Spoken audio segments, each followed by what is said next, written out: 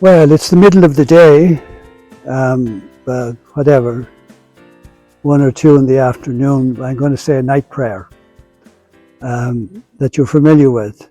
And now I lay me down to sleep. I pray the Lord my soul to keep. There are 4 corners to my bed.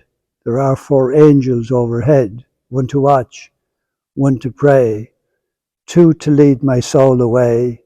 Matthew, Mark, Luke, and John, bless the bed that I lay on. Now, in the little altar behind me, you can see Mary, the mother of Jesus, and Mary Magdalene kneeling down, and St. John standing beneath the cross. There was another Mary there, but we don't have a statue of it. And there was Roman soldiers there, and probably skulls all over the ground as well, and probably rats, because it was a city dump, Calvary. But today I want to talk about St. John. He was the youngest of the 12 apostles. He was the one who leaned back on Jesus' chest at the Last Supper when Jesus had made the remark, "One of you will betray me." And Peter nudged John and said, ask him who it is.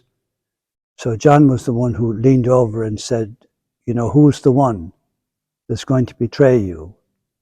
And Jesus said, the one to whom I dip the piece of bread in the dish and give it to, that's the one. So, John, the beloved, I don't know, maybe he was 16, 17, maybe 12, I don't know, truthfully. I know that when Jesus was 12 years old, he was actually teaching in the temple at one stage. So on that night, the night of the Last Supper, when the supper was over, Jesus and 11 of the apostles went out across the Kidron Valley to the Garden of Gethsemane. And it was there that Jesus began to sweat blood and was terrified by what he saw. He saw that he was going to be crucified, and he began to pray, let this chalice pass away from me, but not my will, but thine be done. Well, Peter, James, and John were there at that time, but they fell asleep. And later that evening, a short time later, Judas arrived with the guards from the temple and had arrested Jesus. And all of the apostles ran away, even John. But later on that night, John came back and he brought Peter with him into the courtyard of the high priest. So John did extraordinary things. What else about him? He, of course, he wrote the gospel, and he was the one who wrote the book of Revelations. And he lived probably until he was around 90 years old. And John was the one at one stage who took Mary into his home to be his mother. That's also important. So he was in prison on the island of Patmos for testifying to Jesus. And there he wrote that marvelous book in code, the book of Revelations. And you say, did you break the code, Father? Well, I did, yeah. Basically, the book of Revelations is saying over and over again, Christ has died. Christ is risen. Christ will come again in glory soon to judge the living and the dead. That's what's in there. I'd like you to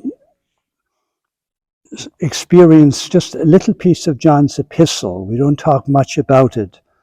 And so this is John's first letter of John, is chapter 3. And he says, think of the love that the Father has lavished on us by letting us be called God's children.